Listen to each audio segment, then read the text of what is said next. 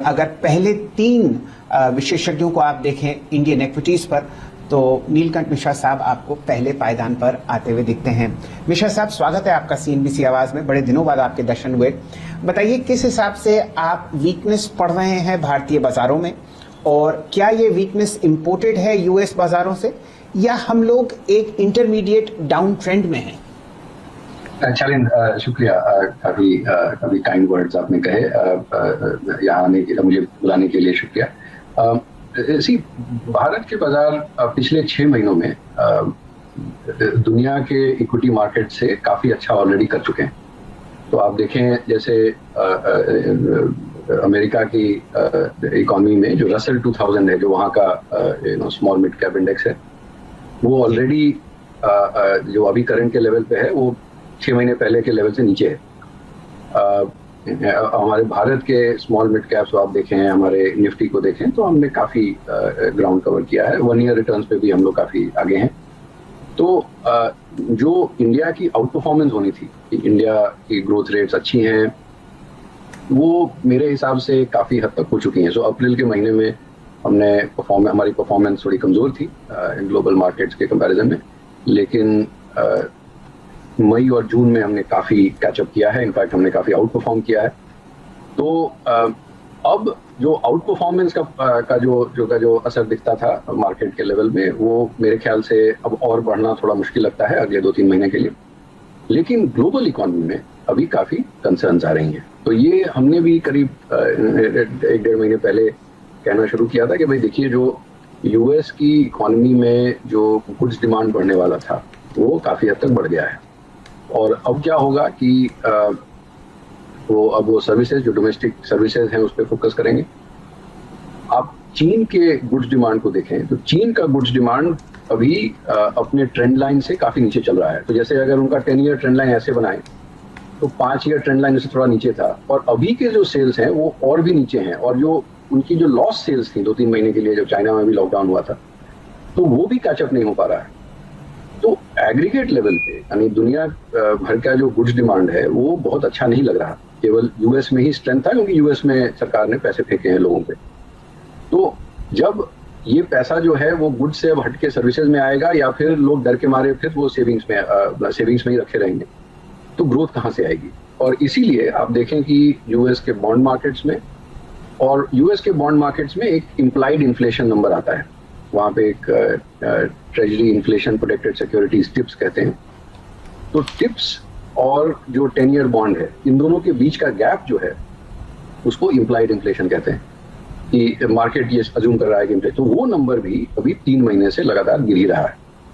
तो मुझे लगता है कि अब अगले कुछ महीनों तक दुनिया भर में ग्रोथ की कंसर्न्स आएंगी।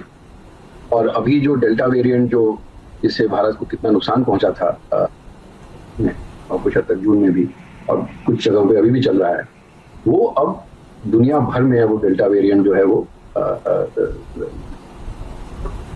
इस कारण से भी एक्चुअली ग्रोथ कंसर्न्स काफी आ गए हैं।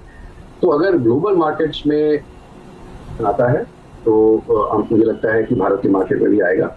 और पर्टिकुलरली जो बीच में ट्रेड चल रहा था, वो ग्रोथ वर्सेस वैल्यू का, राइट, जो वैल्यू कहते हैं कि जिनका जो स्टॉक्स बहुत सस्ते थे, जैसे मेटल स्टॉक्स, ज्यादा कमोडिटीज के स्टॉक्स की वो चलेंगे, और जो ग्रोथ स्टॉक्स थे जैसे इंटरनेट और कंज्यूमर, वो नहीं चलेंगे। बट आप देखें, पिछले 2 महीने से यूएस में भी नैस्डैक जो है वो S&P 500 से अच्छा कर रहा है।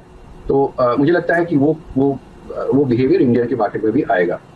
तो हमने मई के महीने में, सॉरी मैं थोड़ा ज़्यादा समय ले रहा हूँ, बट आई थिंक ये ज़रूरी है, मई के महीने में हमने मेटल्स को अंडरवेट कर दिया, कि हमें लगा कि जो मेटल्स में जो तेजी आनी थी वो हो गई, और हमने वो वेट अपने मॉडल पोर्टफोलियो से निकाल के और ऐसे सेक्टर्स में डाला, जैसे पेंट्स, जैसे सीमेंट, जहाँ पे कॉस्ट में ग्लोबल कमोडिटीज़ हैं। जैसे कुछ पेंट्स कंपनीज का पेट्रोकेमिकल्स इनपुट होता है, सीमेंट कंपनीज का पेटकोक इनपुट होता है। तो अगर ग्लोबल कमोडिटी प्राइसेस गिरेंगे, तो इन कंपनीज का मार्जिन में एक्सपेंशन। कुछ कंज्यूमर गुड्स कंपनीज भी हैं जहां plastic is a very part, मतलब बहुत बड़ा पार्ट होता है कॉस्ट का। तो विद इन द मार्केट हम लोग ऐसे सेक्टर्स को देख सकते हैं। जी, चलिए, तो ये तो एक्सप्लेनेशन था एक बहुत ही बढ़िया ग्लोबल पिक्चर का कि आपको 2-3 महीने बाजार में परेशानी आती हुई दिखती है ग्लोबली। मिश्रा साहब, ये बताइए कि भारतीय बाजारों में आपने सीमेंट और पेंट्स पर अपनी रणनीति सेट की है लॉन्ग साइड पर, और कोई सेक्टर्स आपको अच्छा मूव देते हुए दिखते हों? सरकार की तरफ से बहुत तगड़ी पहल हो रही है डाइवेस्टमेंट और स्ट्रैटेजिक डिसइन्वेस्टमेंट को लेकर। सरकारी स्पेसेस में आपको कोई अच्छा ग्रोथ मोमेंटम दिखता हो, या यहां से आप राय देंगे कि निवेशक परे रहें? डिसइन्वेस्टमेंट मेरे हिसाब से बहुत ही सकारात्मक कदम है, बहुत अच्छी चीज है, और मुझे लगता है कि सरकार उस पर पूरी तरह से कमिटेड है। बट उसकी प्रोग्रेस जो है वो क्योंकि अभी वो पैंडेमिक में चीजें स्लो हो गई, इतनी अनसर्टेनिटी है कि लगता है ग्लोबल बिडर्स भी थोड़ा स्लो हो जाएं, तो वो कितनी जल्दी वो प्रोसेस चलेगा उस पर थोड़ा विचार करना चाहिए। हमारे सबसे बड़े ओवरवेट जो मैंने आपको सीमेंट और पेंट्स का बताया, वो इसलिए बताया कि मई में हमने उसमें थोड़ा वेट ऐड किया था, बट हमारे सबसे बड़े ओवरवेट सेक्टर्स हैं बैंक्स और इंडस्ट्रियल्स, क्योंकि मुझे लगता है कि भारत की अर्थव्यवस्था जो प्री पैंडेमिक पाथ था, जैसे मान लीजिए कि हम 6.5% पे ग्रो करते थे, तो अगर रियल टर्म्स में अगर FY20 यानी 2020 का साल जो था, 19-20 वाला साल, वो अगर 100 पे था, तो FY23, तो एक चीज हमें ध्यान में रखनी चाहिए कि अभी मार्केट FY23 की अर्निंग्स पे चलेगा, क्योंकि आप समझ लें कि 6 महीने बाद हम सब लोग FY23 में कहेंगे कि भाई क्या अर्निंग्स आ रही। तो अगर FY23 की अर्निंग्स का लिंक थोड़ा भी GDP से है, तो ये देखना जरूरी है कि हमारी आउटपुट कहाँ रहेगी, राइट। तो अगर किसी ने पैंडेमिक के पहले अगर वो चार्ट बनाया होता, तो वो अगर 100 FY20 है तो FY23 121 होता। अभी कंसेंसस FY23 के लिए 108 पे है, यानी कि करीब 10% लोअर है, राइट, 12 पॉइंट लोअर है। मेरे हिसाब से उसे 6 या 7 पॉइंट ही लोअर होना चाहिए, क्योंकि मेरे हिसाब से 5% प्री पैंडेमिक लेवल से गैप होना चाहिए, वो भी कंसेंसस 10% पे है। तो मुझे लगता है कि जब ये नंबर्स और एक्सेलरेट करेंगे, जब ये नंबर जब रिवाइज अप किया जाएगा, तो बैंक्स और इंडस्ट्रियल्स दोनों जगह पे आई थिंक काफी डर है। बैंक्स में तरह का डर होता है हमेशा, अभी केवल अभी नहीं, क्योंकि अभी के बुक में कोई प्रॉब्लम है, जो अभी जो लोन मान लीजिए 100 रुपए के लोन किसी बैंक ने दिए हैं, उनमें से कितने लोन खराब हो जाएंगे, और दूसरा है कि वो जो 100 रुपए का लोन बुक है वो 2 साल बाद, 3 साल बाद, 5 साल बाद कितना होगा। मुझे लगता है कि जो अभी के लोन बुक में प्रॉब्लम है वो थोड़ी बहुत हद तक समझ में आ गई है लोगों को। जो ग्रोथ है उसमें प्रॉब्लम आ रही है, राइट। लोगों को लग रहा है कि जब लोन ग्रोथ ही 6% है, तो जो कंसेंसस अभी 10-11% पे FY22 का लोन ग्रोथ बता रहा है, और FY23 का भी 11-12%, वो आएगा कि नहीं। मुझे लगता है कि जब इकोनॉमी रिबाउंड करेगी और कर रही है, तो क्रेडिट ग्रोथ भी आएगी, और इसीलिए बैंक्स और जो बड़े बैंक्स हैं, और पर्टिकुलरली जो थोड़ा कॉर्पोरेट इन्वेस्टमेंट में ज्यादा फोकस करते हैं, और कुछ जो बड़े PSU बैंक्स हैं, तो उन सब बैंक्स में हम काफी ओवरवेट हैं। और इंडस्ट्रियल्स भी, जैसे अभी डर यह है कि अगर इकोनॉमी पैंडेमिक पास यानी पोटेंशियल से 10% नीचे रहेगी, तो किसी को इन्वेस्टमेंट करने की जरूरत नहीं पड़ेगी। हमारा ये मानना है कि एक तो हम उसके काफी करीब आ रहे हैं, दूसरा जो एग्रीगेट लेवरेज है डेट इक्विटी BSE 500 का, या डेट EBITDA, या फाइनेंशियल सिस्टम में भी जो लेवरेज है वो काफी कम हो गया है। तो इसका मतलब है कि अगर किसी को एक्सपैंड करना है तो ये काफी अच्छा समय है, और उसके पहले आसार दिखने शुरू हो गए हैं कि कोई ऑयल और टेलीकॉम कंपनी जो है वो रिन्यूएबल एनर्जी में इन्वेस्ट कर रही है, कोई सीमेंट कंपनी पेंट्स में इन्वेस्ट कर रही है, कोई स्टील कंपनी पेंट्स में इन्वेस्ट कर रही है, कोई वैक्सीन बनाने वाला NBFC चालू कर रहा है। सो ये सब दिखना शुरू हो गया है। तो अगर इन्वेस्टमेंट एक्टिविटी पिकअप करती है, प्लस सरकार भी PLI स्कीम चला रही है, इलेक्ट्रॉनिक्स के अच्छा काम हो रहा है, तो मुझे लगता है कि बैंक्स और इंडस्ट्रियल्स ये दो सेक्टर्स में ओवरवेट रहने से ज्यादा। तो मेरे जहन में आ रहा है इस वक्त रियल स्टेट स्पेस, स्पेशली कुछ दिग्गज स्टॉक्स ने काफी स्ट्रॉन्ग मूव दिए यहाँ पे। साउथ बेस्ड कंपनियों ने अगर आप देखें बहुत स्ट्रॉन्ग मूव दिए यहाँ पे। आज हम ACC के नंबर्स को रीड कर रहे थे, क्या स्ट्रॉन्ग नंबर्स हैं सर। ये रियल स्टेट स्पेस पे आपकी राय क्या है? इसमें वैल्यूएशंस अगर आप देखें बहुत खराब हो चुके थे 2008 से लेकर 18 के बीच में, अब की बार स्पाइक एक बहुत स्ट्रॉन्ग विजिबल है। आपकी इस स्पेस पे अप्रोच क्या है? देखिए real estate sector in general मुझे लगता है कि काफ़ी यानी कि हाउसिंग डिमांड और हाउसिंग कंस्ट्रक्शन मेरे ख्याल से काफ़ी अच्छा करेगा अगले 4-5 साल।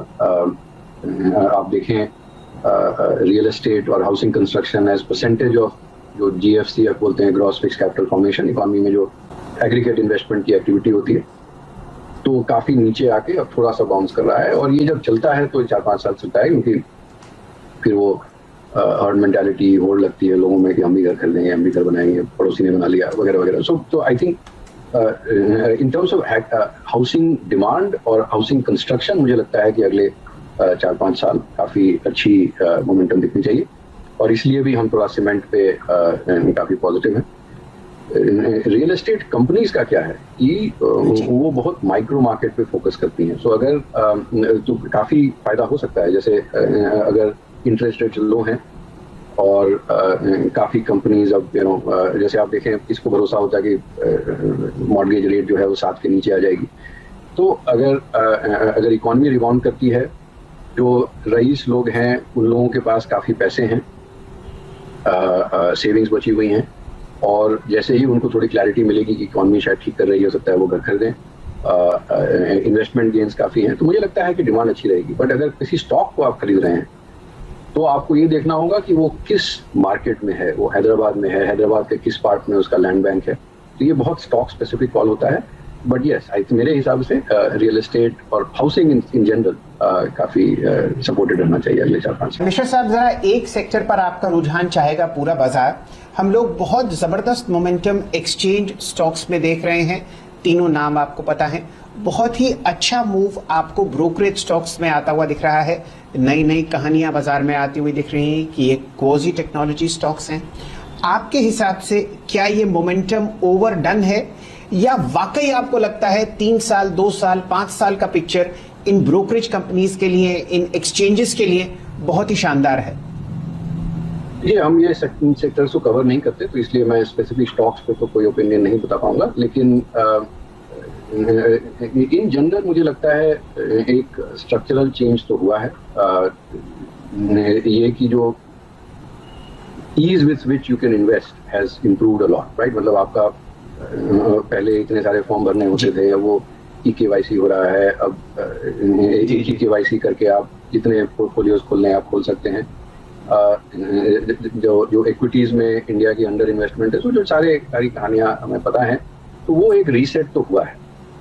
और मुझे लगता है कि अगर आप 3 से 5 साल देख रहे हैं और इंडिया की इकोनॉमी अगर 10-12% पे बढ़ सकती है, तो मुझे लगता है कि इक्विटी मार्केट्स में ट्रेडिंग वॉल्यूम्स भी बढ़ने चाहिए। जैसे वेल्थ और इनकम इफेक्ट्स स्ट्रांग होंगे, तो इन्वेस्टमेंट और डाइवर्सिफिकेशन जो इक्विटी मार्केट में होता है वो भी अच्छा होगा। बट ये अर्निंग सपोर्ट रहेगा, बट वैल्यूएशन कहाँ है वो कॉल आप खुद लेनी, मतलब हर स्टॉक को देख के लेनी होगी। कभी कभार क्या होता है कि वो 5 साल की ग्रोथ एक ही साल में प्राइस कर लो तो बहुत बड़ी प्रॉब्लम होती है। तो फंडामेंटली मुझे लगता है कि वो सेक्टर काफी वेल सपोर्टेड है, लेकिन कुछ स्टॉक्स में काफी फ्रॉथनेस है। चलिए मिश्रा साहब, लास्ट प्रश्न आपसे। मिड कैप IT इतना जबरदस्त मोमेंटम स्टॉक्स में है कि कोई 2 गुना, कोई 3 गुना आपको बढ़ता हुआ दिखा, और frontline mid cap IT stocks अब लार्ज कैप IT स्टॉक्स का वैल्यूएशन कमांड करते हुए दिख रहे हैं। क्या यहां पर भी बबल और फ्रॉथ है, या IT उस पायदान पर खड़ा हुआ है जहां पर हमने 20 साल पहले .com बस्ट के बाद IT कंपनीज का बहुत जबरदस्त तहलका देखा था ग्लोबल मार्केट्स में? इस सेक्टर पर अपना रुझान व्यक्त कीजिए। जरूर। पहले मैं बता दूं कि IT सेक्टर, और क्योंकि हम लोग ज्यादातर लार्ज कैप IT पे ही फोकस करते हैं, because 90% of market cap BSE 500 में IT सर्विसेज का उन्हीं 5-6 स्टॉक्स में है, तो उन पे हम अंडरवेट हैं। और मेरा ये मानना है, तो इसमें इसी टॉप लाइन ग्रोथ अच्छी आएगी। जैसे US में अगर इतनी पेंट अप डिमांड है, सेविंग्स है, लोग कंजम्पशन पे भी खर्च करेंगे, तो मुझे लगता है कि वहाँ पे अभी तक गुड्स डिमांड ओवरफ्लो कर रहा था, यानी कि बिकॉज US में गुड्स डिमांड बहुत स्ट्रॉन्ग थी, तो पूरा एशिया और ग्लोबल मैन्युफैक्चरिंग सपोर्टेड थी उससे। बट जब वो अब सर्विसेज में जाएगा, तो सर्विसेज में तो लोग चाहिए, और वो सर्विसेज में इंडिया का ऑलरेडी वो पाइप बना हुआ है, तो काफी हद तक टॉप लाइन ग्रोथ अच्छी आनी चाहिए मेरे हिसाब से। कंसर्न हमारा है मार्जिन्स पे। तो आपने देखा होगा कि वो वेज ग्रोथ, मतलब साल में 2 बार वेज ग्रोथ देनी पड़ी है। एट्रिशन नंबर्स जो हैं बढ़ने शुरू हो गए हैं।